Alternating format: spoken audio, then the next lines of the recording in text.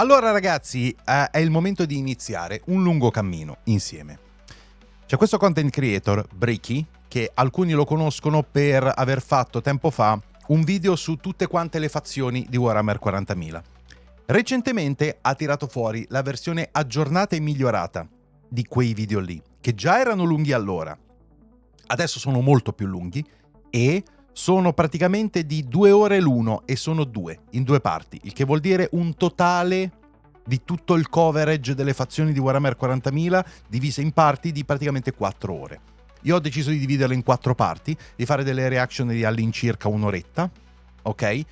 Adesso che abbiamo il tempo di farlo, che è agosto, non c'è chissà quale movimento, voglio cominciare insieme a voi. D'accordo ragazzi? Quindi penso che soprattutto per i fan di Warhammer 40.000 o anche chi si vuole avvicinare a questo mondo possa essere una gran bella cosa. D'accordo?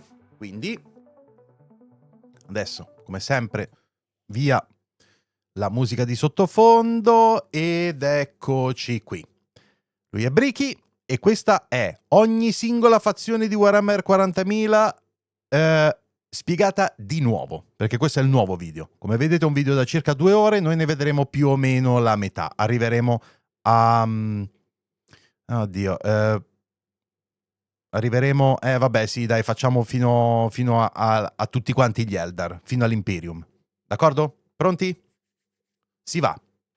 In the kind brightness of the far past, there was no war. Our galaxy was, for a long time, fairly empty and quiet. The first known species to appear during this time are known only as the Old Ones, cosmic entities that traveled across the galaxy with ease and seeded life through the stars. Questa è l'antichità di Warhammer 40.000. A new species began to arise. The Necron-Tier. Evolving under the harshness of a devastatingly powerful star, the short-lived and irradiated Necron-Tier try to find the secret to eternal life and to be freed from their terrible existence. As they expand through the stars, they find the Old Ones and they plead to them to share the secrets of the universe and grant them purchase from their short and painful existence.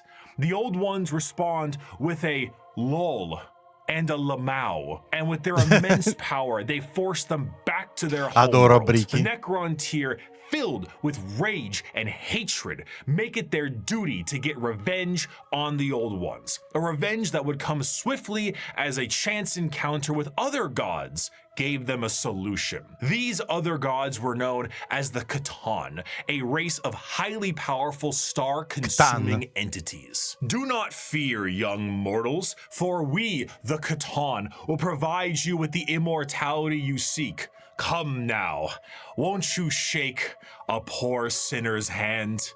Quoted from Mephetron, the Deceiver. The Necron-Tier accepted the C'tan's offer of immortality, but believe it or not, this turned out to be a ruse. A trick! The C'tan crafted gigantic furnaces and began the process of biotransference. The Necron-Tier willingly walked line by line into the furnace engines made by gods who devour stars and had their souls consumed instead. The short-lived, irradiated, and cancer-inflicted race of the Necron-Tier ceased to be, and the immortal, soulless Necrons remained. Now backed by the immense power of the C'tan, the Necrons rally against the Old Ones, and the bitter conflict in the stars at this time is known as the War in Heaven. Despite creating various races and entities to aid them in this battle, the Old Ones are overwhelmed and eradicated down to the last, due to the sheer power of the C'tan.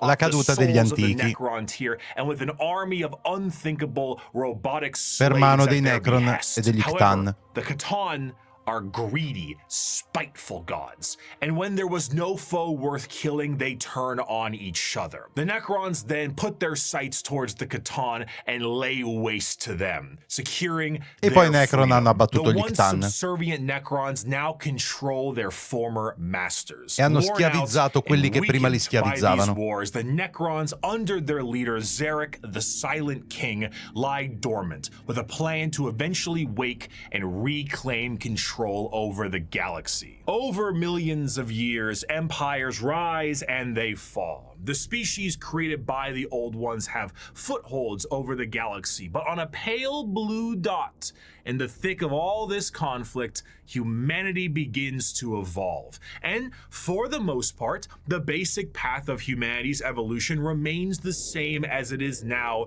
for almost 15,000 years.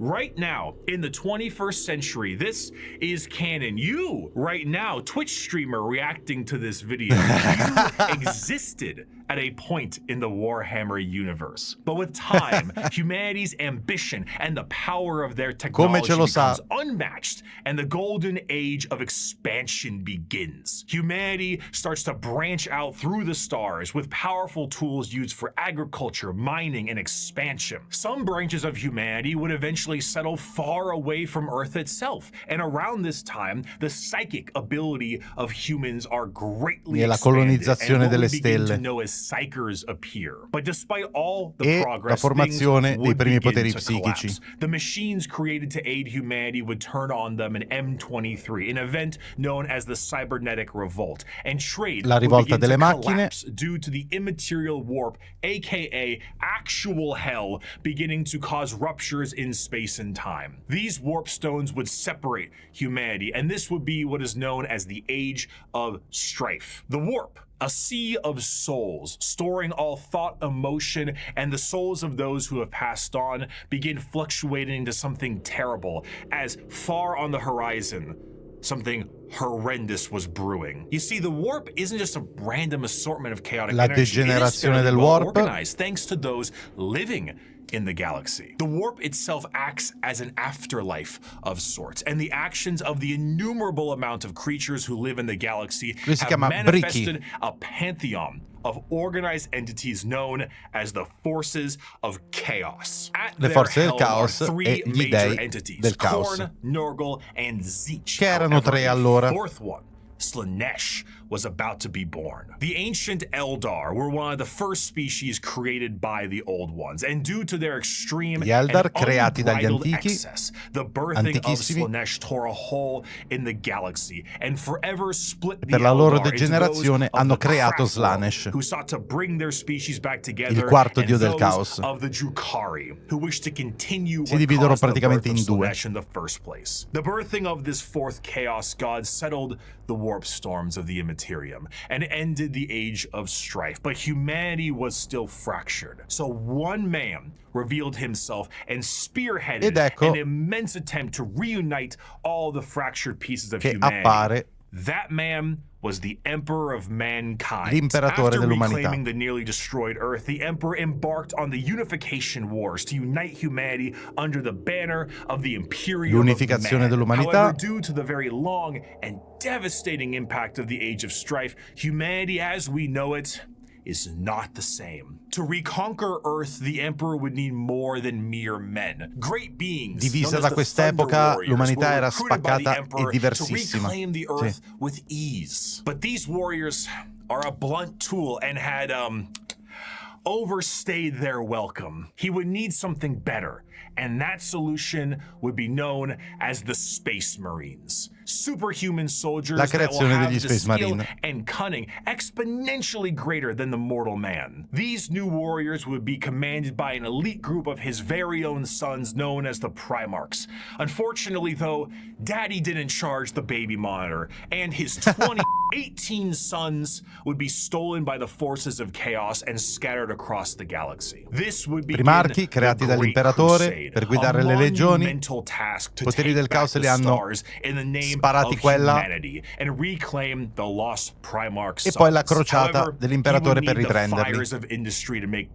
Looking to the distant cousins of Mars, the Emperor signed a treaty with the technologically irradiated hellscape of the Red Planet and allowed the cult of the machine god, the Mechanicum, to supply his il Mechanicum di Marte. Were the tip of the spear, their numbers pale to the vast might of the Imperial Army and Navy. The Astra Militarum and their seemingly endless numbers make up the bulk of the fighting force for humanity, Fabio, come ti capisco. by the intelligence Piace and anche a me prowess quell'anime. of various agents of the Imperium, such as rogue traders and assassins. Due to the lack of connectivity between the worlds, what a society had become over thousands of years became mysterious and varied. Tools, once used for harvesting and agriculture, now are being used as machines of war in the form of imperial knights. Some of these fractures of humanity would even be changed further and become unrecognizable to the average human, with differences in size, skin color, appendages,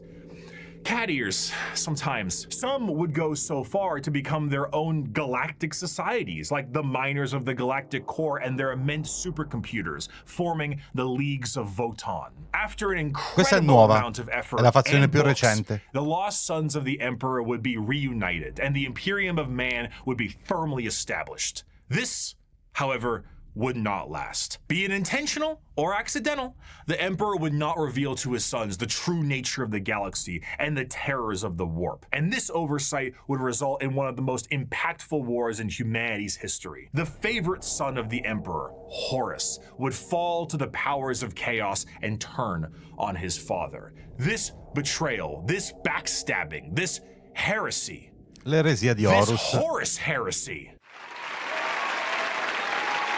would result in a split in the Imperium with devastating Metà delle legioni consequences. passano Half of the sotto il Emperor's caos. loyal sons Sì, would fall il to caos. chaos and become the Chaos Space Marines, along with the forces of the Dark Mechanicum and the Chaos Knights. The conflict would result in the absolute obliteration of Horus and the physical death of the Emperor himself. The near-dead body of the Emperor would be placed on the Golden Throne to serve as a beacon of humanity and allow for the continued ability to travel the stars, protected by his most loyal, the Adeptus Custodes. The Imperium would be vulnerable during this age of rebirth, and Terra would find itself under siege by one of the most formidable species in the galaxy, the Orcs. As time went on and memories of the Emperor's vision began to fade, the Emperor would become less of a head of state and more of a religious figure. And the Imperium would change to reflect this. The leadership on a planet would be at the behest of the la high forma lords of moderna Terra, dell'Imperium. and their actions would be courtesy of the incomparable power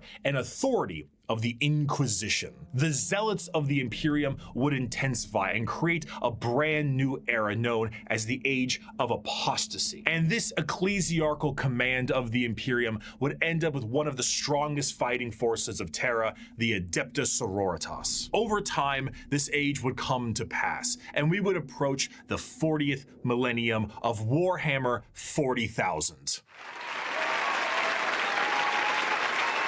Which, you guessed it, would come with its own form of problems. A primitive species once found during a recon mission would be able to evolve in relative secrecy for 6,000 years, becoming a highly advanced coalition of aliens known as the Tau Empire. And if the threats of the galaxy weren't bad enough, there are threats from outside the galaxy. As a monster has begun to wrap its tendrils around the Milky Way, the Tyranids, monsters that serve a psychic hive mind and present tactics previously unseen in the Milky Way. Be it a direct assault with their monstrous bug-like presence, or through the more covert gene stealer cults, the presence of yet another threat in the galaxy is proving to be overwhelming to the Imperium. In the 41st millennium, there is no peace among the stars. At any point, your life can and will be threatened by the Xenos races uncountable, or by the arch enemy of chaos within, or by the decroded terror that is the Imperium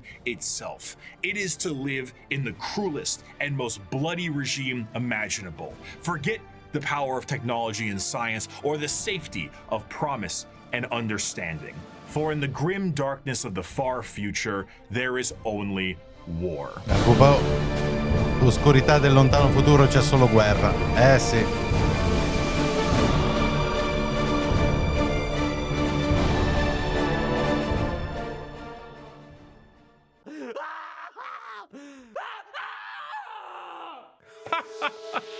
A fantastic job once again, Mr. Kurz, the Night Haunter himself.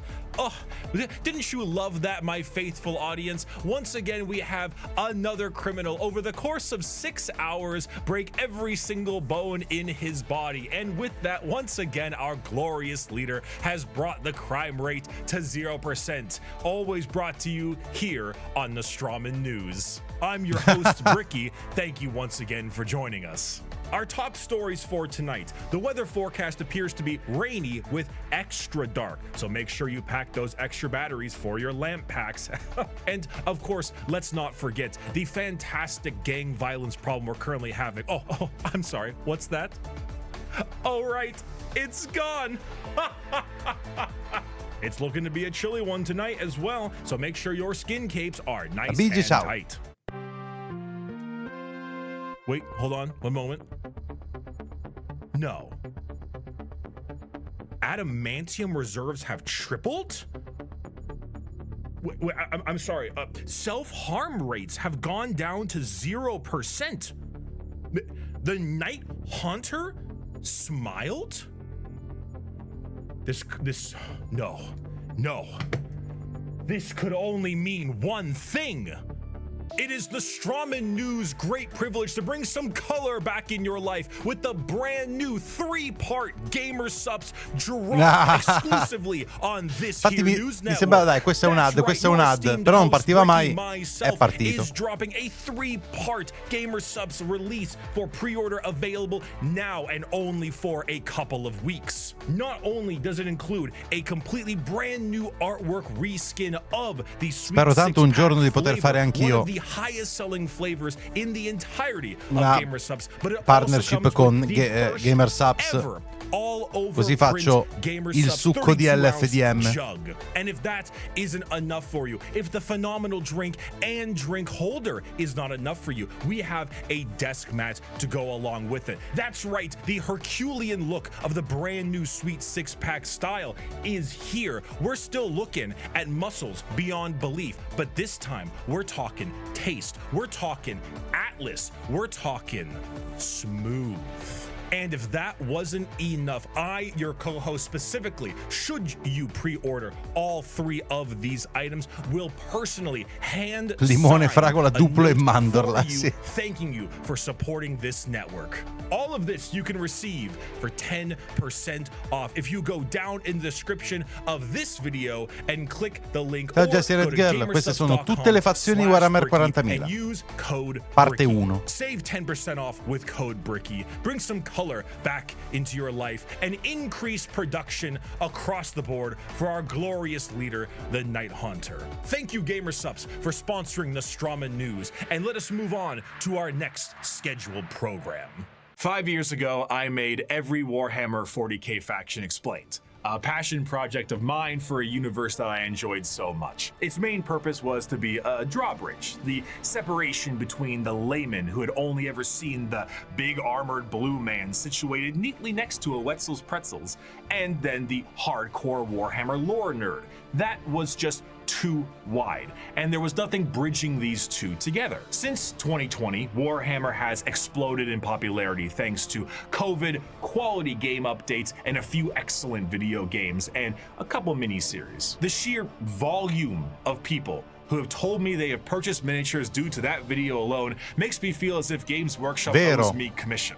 However, that video is incomplete. I was not a casual fan, but I was also not a hardcore lore junkie. In the 5 years since that video's release, multiple channels have sprouted up, and the drawbridge between casual to the obsessed has never been wider or easier to traverse. Even I, myself, have been a part of Adeptus Ridiculous, a podcast teaching lore in a much simpler and condensed form. Needless to say, I've learned a lot. Warhammer is so much more than just Spaceman shoots big gun. It has also grown substantially from its origins, being a Warhammer Fantasy spin-off just in space. Now, it is a black library filled with immensely deep characters, difficult themes, and even some tear-jerking stories. It is a backdrop for a million stories over a million worlds, and I did not see its true depth in 2020. But now, I'd like to share what I've learned. We just had a brief summary of the world and each faction that takes place during it.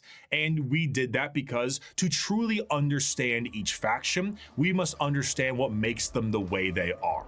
And to do so, we need to begin in chronological order, discussing their origins, their culture, their powers, and of course, what makes them oh so grimdark. So let's begin with the group that started it all and sing praise to the Infinite Empire.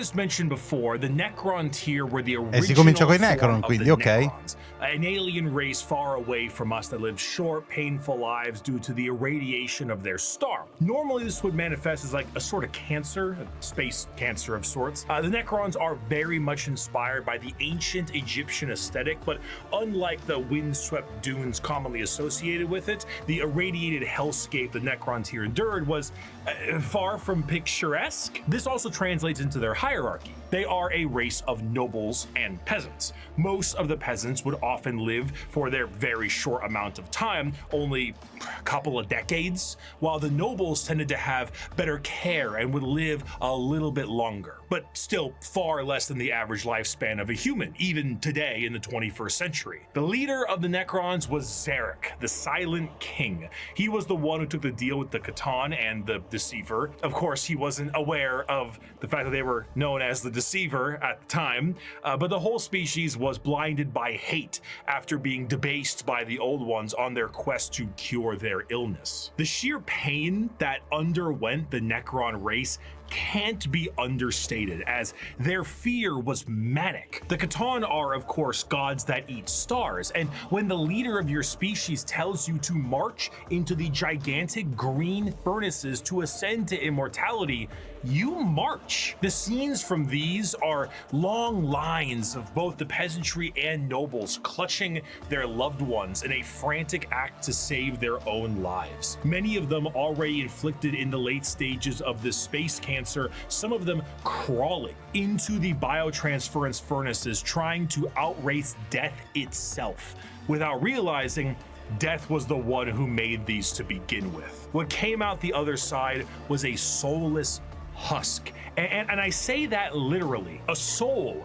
is not an abstract concept like it is in our world, an immaterial version of oneself discussed and debated in religion and philosophy. No, in Warhammer, a soul is a real, tangible item of oneself. And the Catan basically were just like to every single person who went in their furnaces. If you were a peasant, you came out a Necron warrior, and you as an individual have ceased to be. You have no mind, you have no soul, and your body, as you know it, is made of an extremely advanced mass of re-knitting living metal known as necrodermis. You cannot think for yourself, for you do not have a brain to think with. È bravo a raccontare le cose, is await protocols from your overlords, which are the nobles who came out of the furnaces with their minds intact, not their souls, mind you, but their minds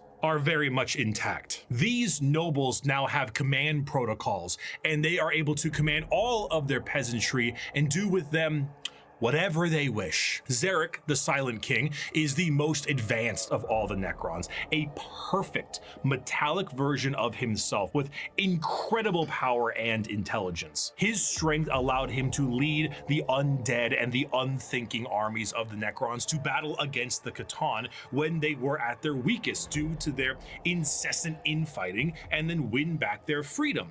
But gods cannot die. So in reality, what occurred is the Catan were shattered into thousands of pieces, and each shard of their god was trapped in a stasis vault and mind controlled to do the bidding of the Necrons they once enslaved. The biggest challenge they face now are actually the upstarts of the galaxy. The Eldar and the Orcs were quite prominent, and as you can imagine, a galactic war really takes its toll on the joints, or I guess the servos. It was in their best interest to wait out the galactic rise of the other races and come back at a more opportune time. So they went into stasis via these massive tomb complexes hidden beneath various worlds, biding their time until it was once again their opportunity to rule the galaxy. Zarek, the Silent King, as penance for his failure to his people, exiled himself into the darkness between stars for the next 60 million years, with his perfect memory a constant reminder of the doom he inflicted upon his people. Flash forward to the modern day, and the Necrons are reawakening, but it isn't working as well as it could be. Whether the tomb world is reawakened naturally or by some imperial moron stepping on a green glowing rock, the Necrons have come back to reclaim a galaxy they consider rightly theirs. But 60 million years of hypersleep have taken their toll. Many Necron dynasties awake with systems unrestored and huge swaths of their population's minds completely lost. Necron nobles wake with various mental faculties compromised, sometimes exhibiting traits similar to excessive paranoia, schizophrenia, or even dementia. One notable Necron, Nemesaur Zandrek, believes that he is still back on his home planet fighting off separatists and interlopers. See, Oberyn, the separatists come, attempting to outflank me as they did at the 4th Battle of Vindach. How they calculate that daubing themselves green and roaring like savages will produce a different outcome, I cannot fathom. But it is of no account. Ready, my legions. Another glorious victory shall soon be ours. Other individuals, such as the esteemed Imhotep the Stormlord, seek to usurp the newly returned Silent King for rightful ruler over the Necron race, believing his time has come to an end, while scientists and archaeologists like Trazen the Infinite and Orikin the Diviner spend thousands of years bickering over artifacts and petty squabbles. Quanto scommetto che non capisci neanche una parola, ok? Truly, the Necrons are a faction of unthinkable, unimaginable power. Sicuramente i Necron sono delle fazioni con un enorme inimmaginabile potere. Held back entirely by their own hubris. Che si sostengono interamente per via della loro hubris. And 60 million years of stasis. It is E 60 milioni di anni di stasi. Species that does not know of time, only of the ravages brought by it. Che non hanno percezione del tempo, ma soltanto delle razzie che possono avvenire durante quel tempo. Pharaoh of a dynasty may just be as frightened to awake completely mad as they are to be assassinated while Penso che ci capiamo adesso, no? they sleep. Thousands of years pass. Oh, il bro si era offeso. Ora puoi svanire dopo aver fatto la figura di merda. War in heaven in the Necron culture that takes 40 years to witness, because why leave? You have no need to eat or vacate your bowels. You are immortal, but you are soulless. Despite the Necrons' incredible technology, their mastery over time, reality itself, despite all of this, they still are missing a soul. And therein lies the biggest struggle. Most Necrons look to conquest the galaxy, kill the interlopers like the humans, Eldar, and orcs that scrape at a fraction of their power. But the end goal for many, including Zarek himself, is to return the souls to their bodies. Infatti c'è la mia intervista a Glenn Schofield. Esatto. Cast upon them. This is not the interest of all. Many simply wish to rule their dynasty with an iron fist and kill all they consider unworthy. But to many others, it is to undo the decision that doomed them all. Before they can do that, there is a pest that needs exterminating. That is the fundamental understanding of the Necrons. They are so hyper advanced that their science borders on magic. They play with the fundamental aspects of reality. Quanto sono fighi i Necron, Their però. mastery of the physical galaxy Soprattutto is the hanno alcuni dei strongest in the universe. modelli più Their belli, weapons reduce people to the soprattutto barest quelli recenti. molecules, and they have devices capable of causing stars to supernova. They are unfathomably difficult to kill, as if you do fell one of their number, the living metal reknits itself and the reanimation Ho fatto già che nessuno di quei dementi l'ha mai vista, ma se non hanno visto neanche la terza elementare possono aver visto quella intervista. Will just have its consciousness translocated back to their tomb world to await reassembly. Normally they utilize large phalanxes of warriors and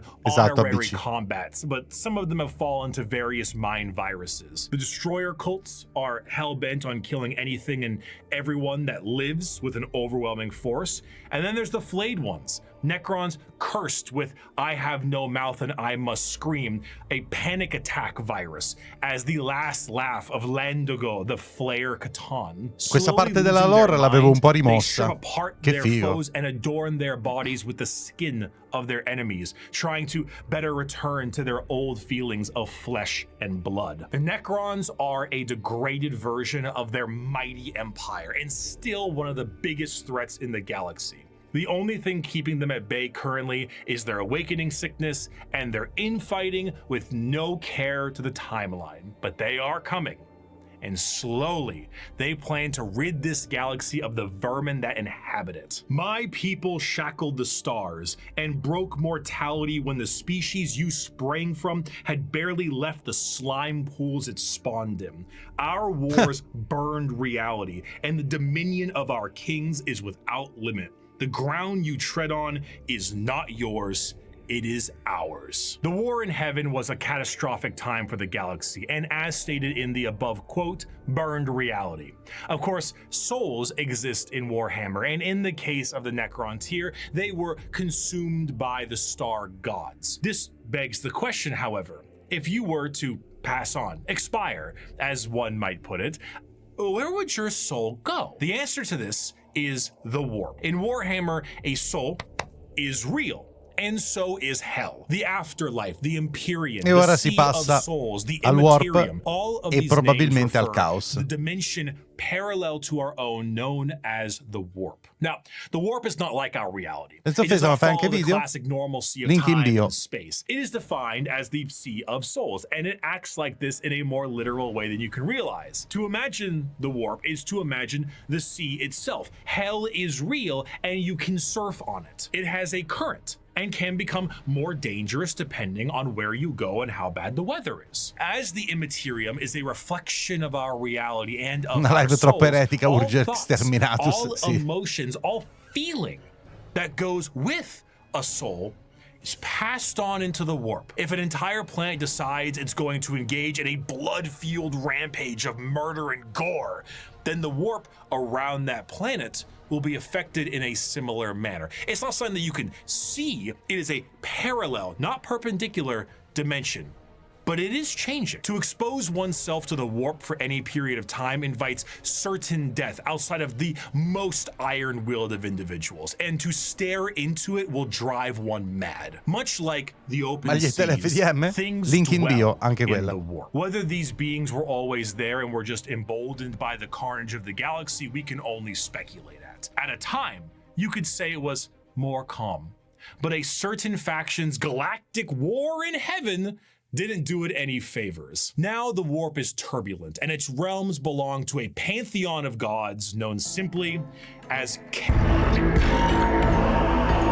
E infatti The forces of chaos si passa are al caos. beings that serve directly under their patron deity. There are 4 current gods of chaos at the moment: Khorne, Tzeentch, Nurgle, and Slaanesh. Each of them represent various facets of and emotions of sentient species and play a great game against one another for total control over their realms. Interestingly enough, while their disciples have physical forms we can understand, the chaos gods do not have a physical visual that you can perceive in reality. So while there are tons of fantastic fan art, we do not know what they truly look like, though they are conveniently color-coded. Khorne is the god of blood and murder, carnage and slaughter. He is the one who is most powered by the 4D del wholesale caos. killing Yes. of any living thing. For Khorne cares not from where the blood flows. Khorne. With a sacred number of Ma 8, già è tanto he che is non lo the lord of traduce all mai. things involving killing and blood and gore. The champions are extremely strong as well, with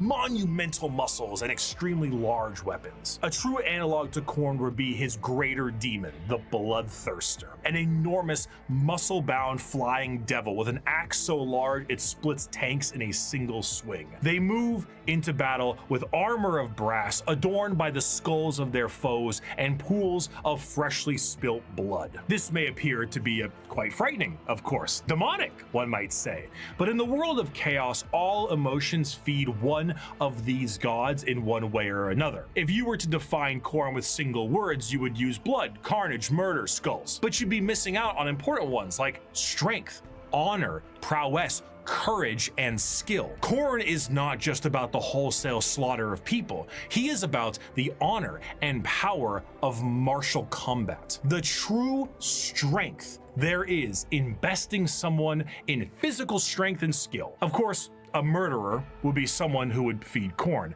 but a soldier could feed corn. A martial artist or professional fighter could feed corn. A warrior, good or bad, Ecco, ha cominciato a feeds corn. tradurlo con A mais. diplomat does not. A premier soldier does. A GoFundMe does not. This is what leads many mortals down the path of corn, for he will bless those that bring him enough skulls. And in a world La strada this del mais. destructive, there are many ways to reap a high tally for him. Prepare the dread claws and unchain the mad ones. Glorious battle awaits us today, for the world below has refused to surrender. Let us descend upon them with fury and rage, giving no quarter and sparing only those warriors who fight well enough to earn a place amongst us. As to the rest, their lives and possessions are ours, but their skulls are for corn. Normally, if I ever want to explain corn, I just kind of show them this clip. I'd never stab you in the back, Shepherd. Warriors like you and me, straight to the face. Moving on, Tzeentch is the second god, the god of la trickery citazione Mass and Effect mischief, the non me la changer immaginavo. of ways, the great conspirator and the architect of fate. With a sacred number of 9, Tzeentch is truly the god of change in all of its forms, but there is an obvious undercurrent of mischief and cunning. Tzeentch is such a liar that his pants have gone thermonuclear. Where the f is it? His favorite pastime is asking questions that have no answers while simultaneously making up answers on the spot to a question he didn't ask. Have you ever had a dream that you want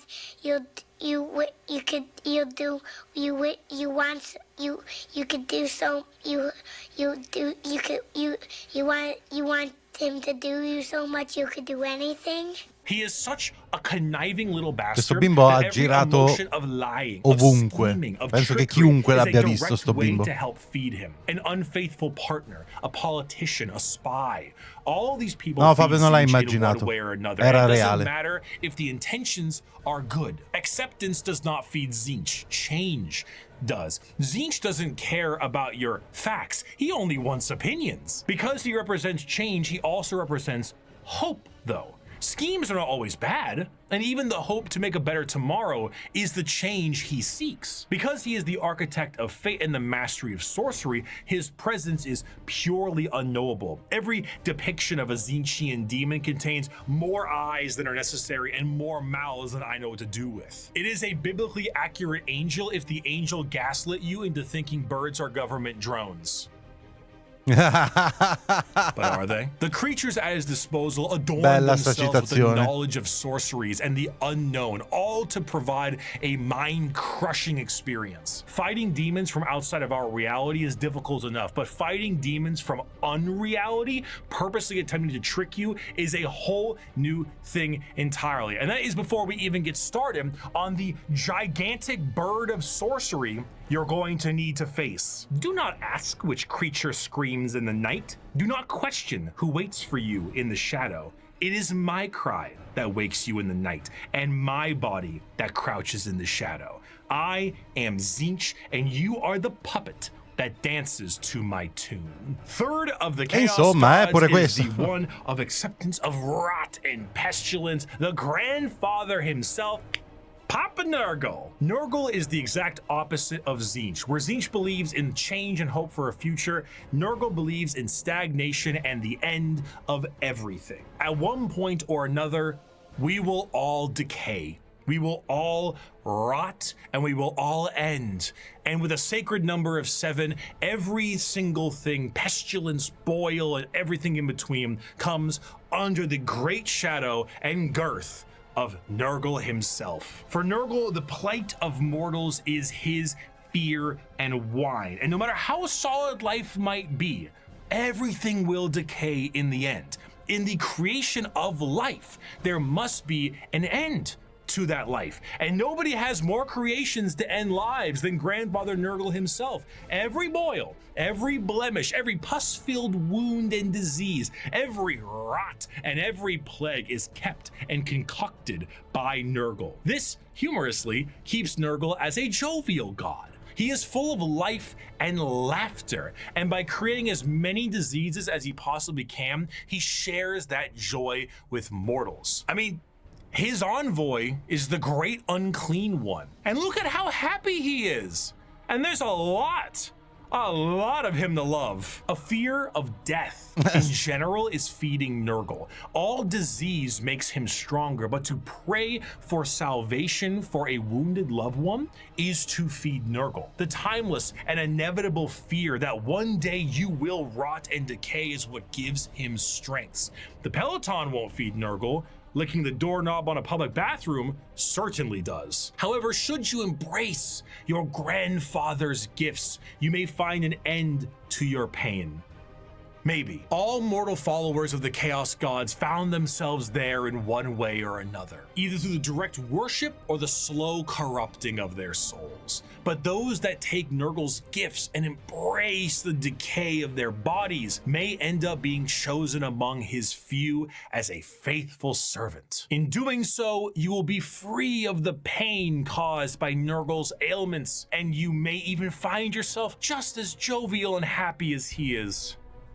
Maybe. His enemies shall wither and die. His allies shall wither and die. The universe and all within it shall wither and die. And when the great corruption has settled over the land and permeated the very foundations of reality itself, then shall the Lord of all rise from the rot and ruin, spread his arms wide to reclaim all of his dutiful children. Those were the three major chaos gods for a very long time, emboldened by war and death on a galactic scale, ever present but now fact on the suffering of a galaxy. One race, for a while, was able to elude the pull of chaos, an advanced race of psychically attuned aliens whose master over the physical world was so strong that chaos could not glean from them the morsels of power they once had, or so they couldn't.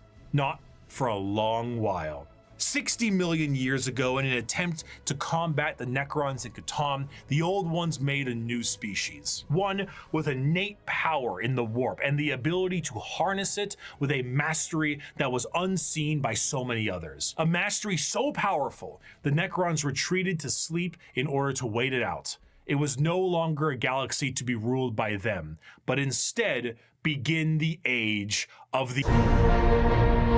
E si passa agli Eldar, che è stato il mio esercito principale di Warhammer 40.000 per molto tempo. If we're being meta here, these are space elves, and these elves ruled the galaxy in the time the Necrons went to sleep and humanity began to rise. The Eldar's empire was galaxy-wide and lasted for longer than any other galactic power that we know of. Their understanding of all things was exceptional. With every single one of them being psychers, they had the ability to master the warp and use it to their advantage. See, being a psyker is basically like being a wizard, or I guess in this case it's more of a sorcerer, since you are born with the gifts as opposed to learning them. In order to utilize your psychic abilities, however, you must then reach into the other dimension, into the warp, into hell for that power. So if you were to say, cast Fireball, your mind would reach into the warp, gather the strength to rewrite reality, to then cast Fireball. Now, you might think to yourself, doesn't that mean if you are opening up a power to the warp, you may create a lot of risk to yourself because of all the horrible things we just talked about in the warp? Yes. However, in Warhammer 40K, willpower is a real, tangible thing, in the sense that in its own right, it can be weaponized. Being strong of will means being strong of soul, and being strong of soul means you can resist the pull of the warp that much more. A more inexperienced psyker opens up a hole into the warp that is large, and that hole widens to get more power, allowing evil things to get in. A powerful psyker is able to open a very small hole, but with immense force, to get the same amount of power with less risk. The Eldar are master psychers. Every single one of them can call upon the warp, and over millions of years they have perfected it so much so that they can weave structures out of it. In some species of the galaxy, they utilize the warp itself for interstellar travel. The Eldar ain't having any of that noise. How about we utilize a fancy alternative mode of travel that is substantially safer than the old ones created, called the Webway? What about dying miss me with that. We no longer age. And if we do, we can just be reborn like that. Food, water, materials, we make things out of distilled warp essence itself. We sing unreality into cathedrals to dine in. What truly could the Eldari Empire possibly fear?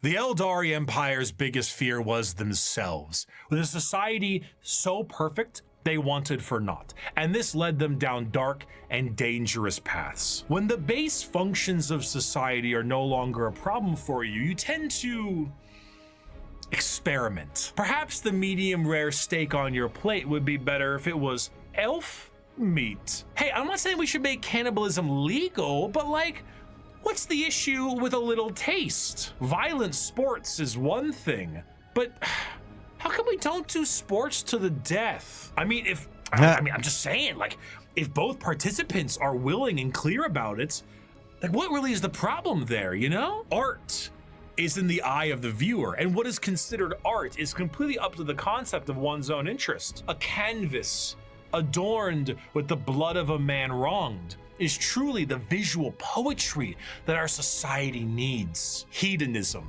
with a slow and consistent hedonism, the Eldar slid backwards into debauchery of the sort I cannot discuss on this YouTube video. Murder on stage, delicacies and drugs distilled from one another, the trade of slaves and concubines, and much worse. The Eldar physiology has their emotions heightened, and they can feel more than a human does. So while it can provide lows of pure despair, it can also provide greater highs than you have ever known. And swinging between the two of them was the Eldar game. The warp took notice of this heavily, and it began to react. On a galactic scale, the debauchery and the hedonism of the Eldar race caused levels of warp storm so pronounced and so volatile that it cut off interstellar travel for all those who used it. Communications between planets was removed, and a nightmarish era of old night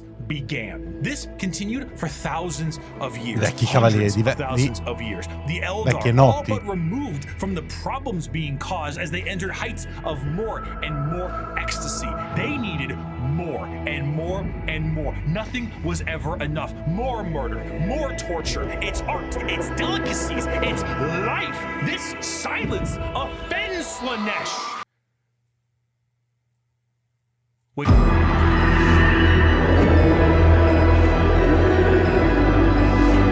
Slaanesh, the prince of pleasure, she who thirsts, the god of unspeakable excess, is our fourth chaos god with the sacred number of 6 adorning their title. Slaanesh is a bit of a tricky one, because with our other 3 chaos gods, there was a certain understanding of human emotions and desires, but for Slaanesh, that desire is how they get their power. The words to be used would be decadence, pleasure, perfection, passion, excess, and many others. The pursuit of more, the want to do more, experience more, become more. That's what gives Slaanesh their gifts. A lot of people believe that Slaanesh is something that originates with sex, specifically, and it makes sense why they assume that. The visuals of Slaanesh patrons are all very lithe and sexual, but they are also intentionally androgynous to appear attractive to a variety of intrigues. However, to think that Slaanesh specifically derives from sex would be mistaken. While it is true that a lot of humanity's actions can relate to getting laid, and Slaanesh is the dark prince of desire, it's more on the lines of feeling an excess of an emotion. It is excessive touch and scent and desire, and a lot of that has to do with sex. That's why it looks like sex, but it's more than just that. A patron of the arts may feed Slaanesh, one that aspires to become the perfect chef or master of their craft, and the sheer pursuit of that alone will feed Slaanesh. Whiplash is Slaanesh's absolute favorite film. Videos where people beat Elden Ring on a dance pad feed Slaanesh. There are no 2 words in the English language more harmful than good job. But is there a line? No, man, no. This also moves into the concept of feeling. Sensation is a majorly Slaanesh-coded thing. It might start off feeling good, but then you get to play around a little bit, you know? You play with a little bit of pain. Light pain might not be enough, so you might want more. Or inflicting the pain could be your jam. Music can increase to volumes that may hurt your ears, and even then that might not be enough. More. You must have more. Many of the disciples of Slaanesh carry a demonic form in their lithe grace. The keeper of secrets is his chosen envoy, and their movements are a blur of dance and pain with an aura all the more fatal. They dance and sing, but there's always a form of malice behind every action they take. An alluring gaze that will pull you in right before the demonic entity can crush you in that grip. Slaanesh's palace has 6 layers surrounding it, and one of them is the excess of gluttony, where the participant finds themselves in a beautiful banquet full of the most delicious foods imaginable. Tables of delicacies and rivers of wine tempt the user to such a degree that they cannot stop stuffing their face, unaware that the things they are eating are very vaguely familiar meat. If one does not see themselves drowning in the river of wine, they may soon fill their bodies up so much that they cease to function and fall over, becoming part of the banquet themselves. That is one of these 6 layers of Slaanesh's palace. This was the ecstasy that the Eldar civilization indulged in for millennia, and did so at a monumental scale that they created. Che è una miniatura quella? Non la Find conosco. pleasure in every moment. Indulge in every whim. Let lesser races feel the burden of their crude lives. We are beyond such concerns or worries. Every power is ours to use. Every sensation ours to experience. We are truly chiaramente Slaanesh, ma non so che miniatura è. È molto bella. Exist only to satisfy our curiosities. We have earned our position of power. Let us forever taste the fruits of such achievement. Time itself is ours to command. We are eternal.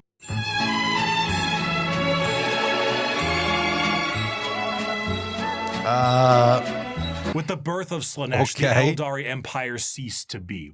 A catastrophic event so horrible that the warp ripped a hole permanently in our reality, a fissure forever known as the Eye of Terror. With the sudden inhalation of this god's largest breath, the Eldari souls are a currency to be now collected by she who thirsts. Trillions of Eldar died in an instant, Slaanesh gorging on their souls to satisfy his palate. 99.9% of their entire species died, and the rest are doomed to a fate worse than death. For Slaanesh now stakes a claim on each and every Eldar soul. From the moment they pass on, an eternity of torment awaits them. The remaining Eldar devote their entire lives to stopping this eventuality, their dying race so devoted to saving themselves from the Dark Prince, and in doing so, have found very creative ways. In the modern world of Warhammer, the craft world Eldar are the main force of Eldar in the galaxy, and represent the elf style that many think of when you think elves in space. Fantasy elves in space, not those elves. We'll get to them. A craft world is a monumentally large starship, the size of a continent, that acts as a form of flotilla. During the highest reaches of hedonism, many Eldar saw the demonic writing on the wall and began to try and seek asylum from their own debauchery. Those Eldar left on monumental craft worlds into the far reaches of the galaxy and saved themselves from Slaanesh's awakening. The main thing the craft world Eldar seek is to temper their minds and bodies in a way that will never allow them to slide back into their old ways. The representation they carry is that of a more feudal Japanese motif. Eldar follow paths as they age, the path of the warrior, the seer, the poet, the diplomat, the bone singer, and so on. These paths are a strict code of conduct to hone the heightened Eldar psychology down a school of thought and action. And if it sounds a hell of a lot like Bushido, well, you're damn right. Here's a medal and a soul stone. Don't lose it or an eternity of torment awaits you. Going through these paths will allow you to take up not just a a role in Eldar society, but keep your mind clear from the past worries that plagued them. Every Eldar is technically a psyker, however, very few of them actually utilize their psychic powers for fear of tempting she who thirsts. A large amount of emphasis is also put on ancestors of the Eldar and learning from them the farther you go down a path. This can sometimes be seen by the large variety of jewels adoring the armor of Eldar. Those are called soul stones, the biggest middle finger to Slaanesh they can think of. See, when an Eldar dies, these stones act as a backup, and instead of their souls going to Slaanesh, they are then trapped and stored in this little stone. So when the Eldar say they commune with their ancestors, they mean so very literally, as the spirit and soul of generations before them are stored here. Often, larger structures may contain vast amounts of soul stones, such as the Infinity Circuit in the craft world itself, allowing the souls of the dead to help power their enormous starship. The young do not desire the discipline of the path, but rather their curiosity drives them to try every fruit from the tree. Thus, it is that so many take the path of wandering or the path of damnation in their first years of adulthood. And so, the great tragedy of our kind is played out again and again as the number of our people shrink from generation to generation. These paths, when completed, allow che adesso mi sa che non è più così nella lore. However, since this is the grim darkness of the world, many of these paths rely on combat. The Eldar actually had gods at one point: Cain, Vol, Isha, Azaryan, and so on. These gods are aspects of the Eldar pantheon, and while many were killed in Slaanesh's creation, their teachings live on. For some, the strongest devotion to the Eldar gods is to join the Aspect Warriors and embody the wrath of Cain, their god of war. While guardians of the Eldar craft worlds are more akin to a trained militia, the Aspect Warriors embody a particular variant of the path. Each are led by a Phoenix Lord, a name passed down from generations and embodying the souls of prior Phoenix Lords with each new one.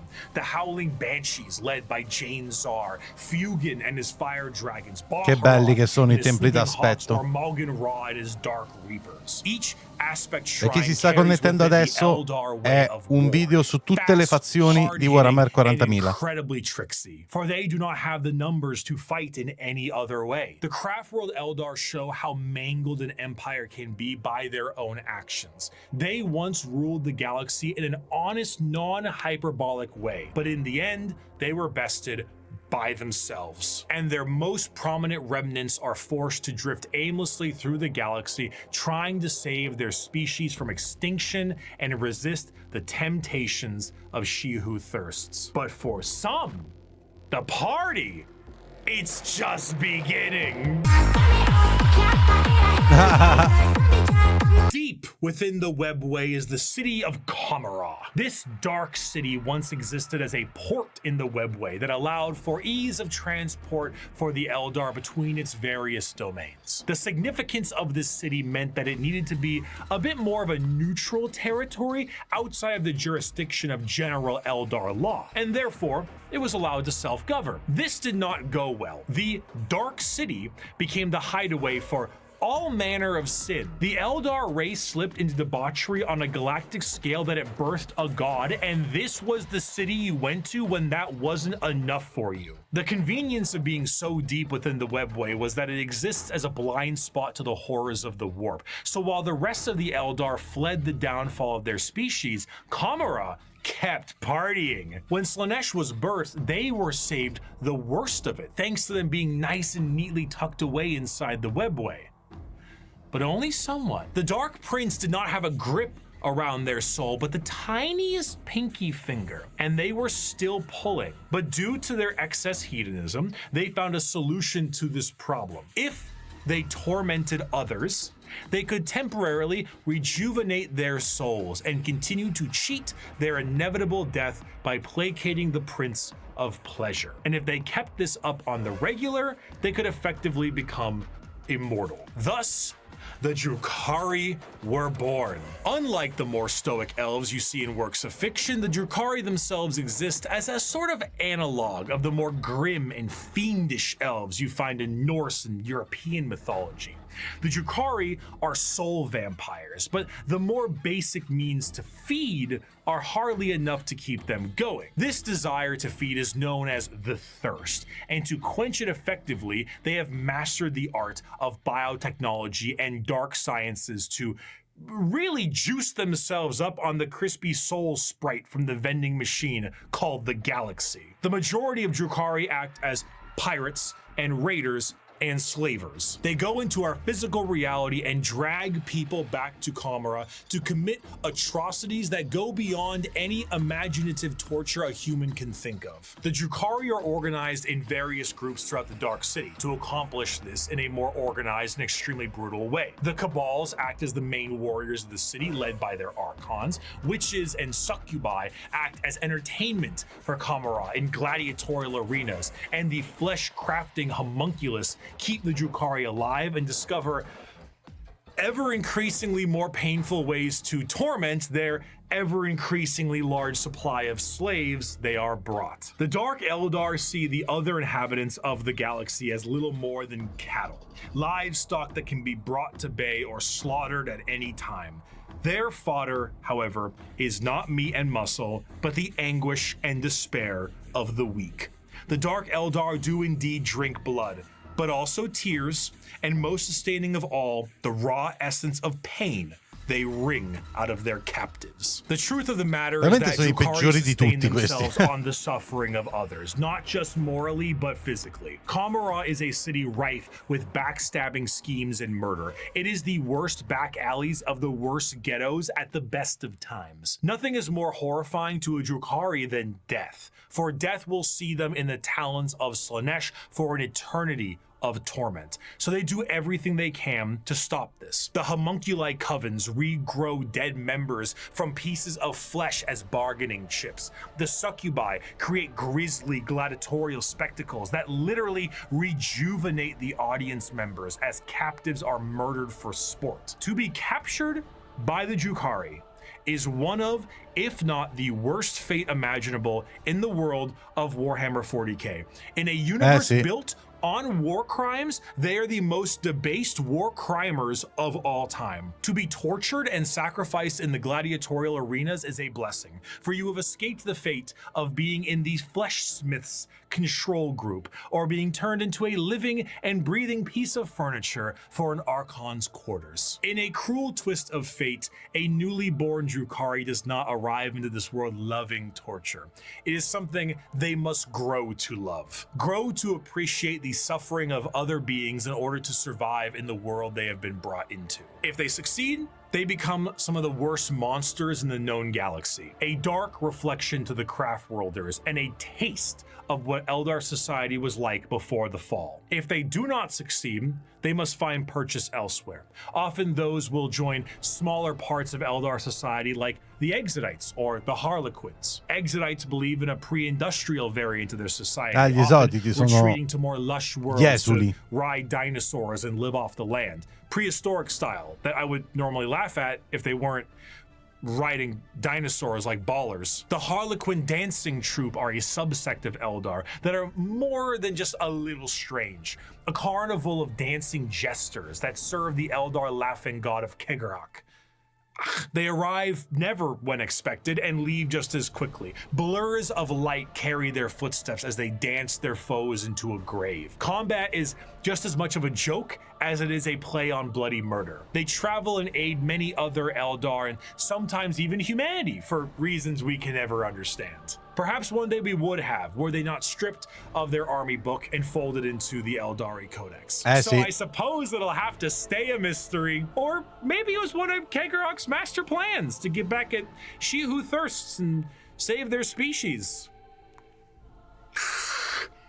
Who could know? Perhaps it was all a sick and practical joke to Kegarak, and he would just find it very funny to watch me fumble the discussion of one human on a tiny blue planet across the galaxy. Oh, speaking of. Ok, allora ragazzi, come vi ho promesso, questa è la prima parte e la divido in 4 perché sono 2 video giganteschi, d'accordo? Quindi ci fermiamo qui per questa parte qua. che copre tutte le fazioni di Warhammer, però vedo che copre anche tutta quanta la lore e la spiegazione dell'universo, quindi è molto utile per avere un'idea di tutto ciò che è Warhammer, almeno diciamo a grandi linee, per coprire tutto un po'. Ok? Bene, questa era la prima parte, ragazzi, più in là faremo la seconda, e poi la terza e la quarta.